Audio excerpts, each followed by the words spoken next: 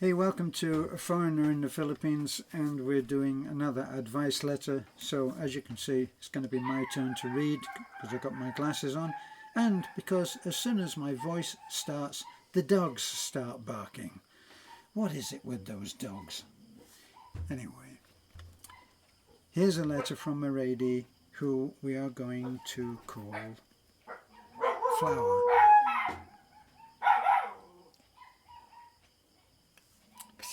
Okay now. We Okay, stop now. Flower. Flower says, "Hi Terence, it's me, Flower. I'm the wife of Mr. Flower, who keeps on messaging you. I want some advice about our relationship. We are almost married 1 year and 2 months." I think she means we are married almost 1 year and 2 months. "But you know, he likes to drink, and the most I'm worried about, every time he gets drunk, he says a lot of bad words against me and anything he doesn't know how to control if he is drunk. I'm scared of him every time he's drunk. He is so really scary. What should I do?" Let's look at the next part. We gave a little advice on that, but anyway, he said, "Yeah, I'm really scared to go home now because I know what he'd do to me. He is really scary. I stay with my auntie now. Thank you." Now I'm not going to say the next part because it might give the other half a clue of who we're talking about. Okay, but anyway, so Miss Flower, there's no good news in this. Sorry, if you're scared to go home because of, and I'm quoting you, because of what he will do to me, then you're in trouble. I know that you've been married for 1 year and 2 months, I know, as you say, but there's no good news here, because if a man is getting drunk and then starting to be abusive, not that you don't know this, but you're in trouble. And you're in trouble because abuse by verbal means will, even without the drink, will eventually lead to physical abuse. And now I'm not being dramatic now, but if you introduce drunk into the question, there's a really serious problem here, and it might be a terminal thing, because if abuse starts and the man is under the influence of drink, sorry, this might be a one-way ticket for you. And just in case you don't know that terminology in English, he could lose control and kill you. Yeah. This is not, don't be misled by Beth having her crazy wig on. We're taking this very seriously.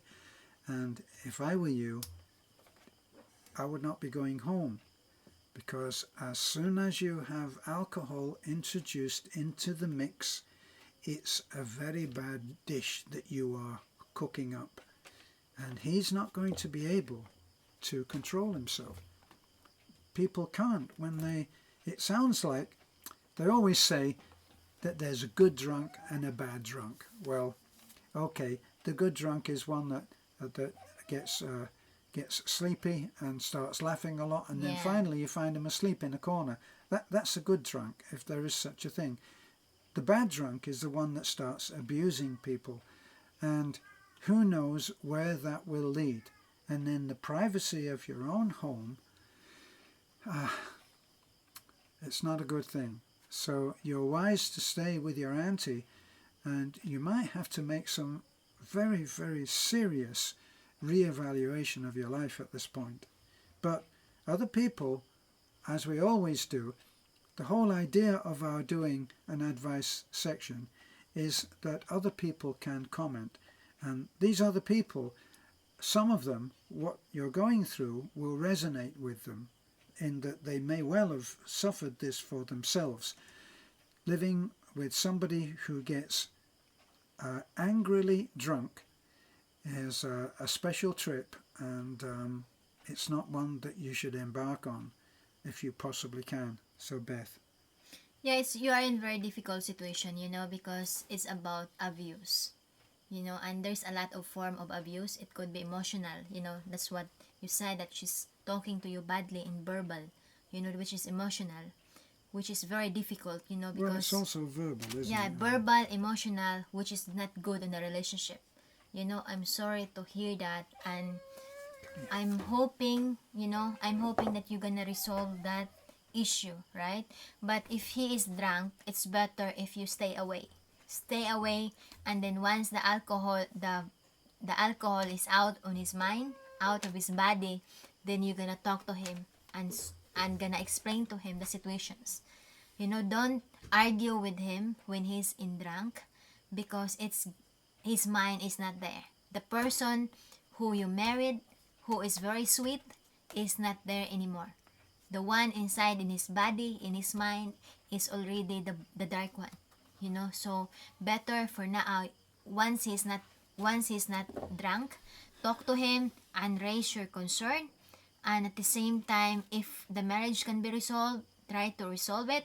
But if you think that the marriage is not worth it, then don't what you call that, don't settle yourself for Don't that. risk. That you don't risk. The other thing that you might consider, as Beth has suggested, talking to him when he's sober. There are two different people, like Beth has also said. These are two different people. The sweet person that you married and loved is actually not. He's left the building when the alcohol takes over and he starts being angry. There's another darker thing that's emerging. But when you get him sober, depending on how habitually he gets drunk, perhaps you should take someone with you when you have this talk. Someone that he is at least comfortable with being Yeah. there when you're talking about personal things like your marriage going bust. So, yeah, talk, but unless you're absolutely sure that he's not had a few drinks, you need someone with you, I think, to Yes. to guarantee your safety. It can't be another man, it'll have to be another woman Another woman. who is willing to go with you. Yeah, but think your safety first. Think your safety, because there's a lot of horror story about it, right? And you know, uh, you said that you're very scared because it's always been verbal, and I think your letter also is an eye opening also to others. That before you jump up into relationship to a foreigner or any relationship, but since we're talking about Filipina foreigner relationship, always put in mind to other Filipinas before entering into a relationship, knows that person first. Knows if he got a lot of vices. Not just because, oh, he's a foreigner, right? He can provide me. He can bring me from where I am now and bring me to a nice place. Don't think in that way, but think on what is the best for you, rather than on material things. Do think on the think which is more on your goodness, right? Not just think, oh, I'm gonna marry him, I'm gonna No, rush, in, I'm in other gonna. words, it's not just about money and Yeah, security. it's In about fact, safety. it is about security, but in this case, it can turn very bad. Yeah. And I'm not trying to be doom and gloom, because I'm usually a very optimistic person. But as soon as alcohol comes in, and as soon as anger, and as soon as abuse starts coming, whether verbal or emotional starts, the guilt starts, then the verbal starts, and then as surely as night follows day, the physical abuse will follow the verbal abuse. It's just statistically, it seems to be a fact. So you got to go on worst case scenario when you're thinking about being with him the next time. Yeah, and at the same time, remember at the beginning you're very in love, right? You're very in love. Oh, I'm gonna marry this man, I'm gonna marry that, right? But a few months, few years later, he changed, right? And if that guy or that partner is starting to be abusive, the love will fade, right? Well, yeah, The love will it has fade. faded, hasn't it? Yeah, it has faded, and sometimes it's better to get out on the relationship. rather than to risk your safety, right? So it's the best thing to do before entering into the marriage is just consider if that, yeah, you love that person, but not just about love, but make sure that you're safe, make sure that he respect, and at the same time make sure that he will not be changed, right? And try to find out the background of that person, right? Because it's not about 1 month, 1 year, 2 years, it's about a lifetime. And when you said about lifetime, it's about I know there's no relationship that is perfect, right? There's always some ups and downs. But the important is the both of you knows how to reconcile. Both of you knows where to start. Where should I? Oh, I should slow down and let him talk to me, right? And let him Well, resolve it. Both of yeah, the both. there's an ideal scene that can come Yeah. from this, but it depends on him being able to admit that he has a problem with the booze. Now, Yeah. if you can get him to understand that, not an easy thing because you're speaking through a person's addiction, but if you can get him to understand that he does have a problem and that that problem can turn very bad and it will only get worse, it will only get worse. So maybe you can get him to get help. Yeah, in And if you psychological. can do that, there are certainly Australia will have an Alcoholics Anonymous, and there's a place that you can go, and you can go with him and you can support him on that. But that will mean stopping drinking. Now, you said that you're scared of what he will do to you. Now, that seems to me to be a red flag. It seems to me a little bit more than that he will start being angry with you. It seems to be another case of that there's more to it that you haven't actually told you. But if he has hit you, gotta leave. Because Yeah. if not, if it goes far enough, I know that this is a big if, but if it goes far enough, you're Think your in grave safety, danger. because it's gonna be danger because that person that once he's drunk is not your husband anymore, and if you could resolve it to therapy, to psychology, if you go to the marriage counseling, try, you just tell your husband, look, I want to work this relationship, and having alcohol in this relationship didn't help. If you want me to stay with you, right? But don't tell that when he's drunk because possible he's gonna stab you. Okay? Well, let's.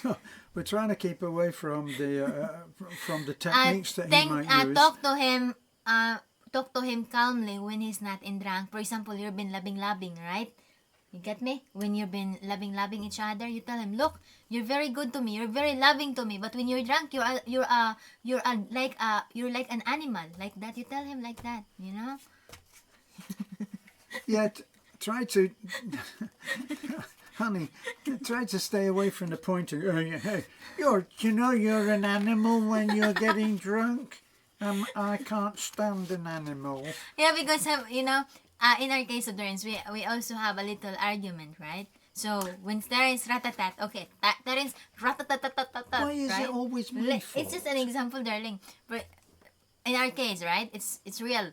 When Terence ratatatatat, okay, I said okay, right?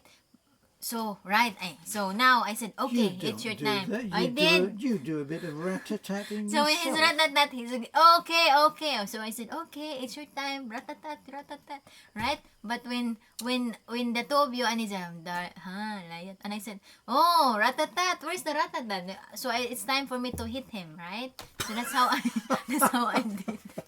So I said, oh, you've been ratatat, and now you said, right? So that's try if the relationship will work out, then try to work out. But if the relationship is not gonna we're focusing on the fact that it could be dangerous. Yeah, if it's gonna be really dangerous, what we're then focusing on. it's better if you stay out rather than you're gonna be in the television, You're right? not going to be able you're not going to be able to reason with someone who is drunk.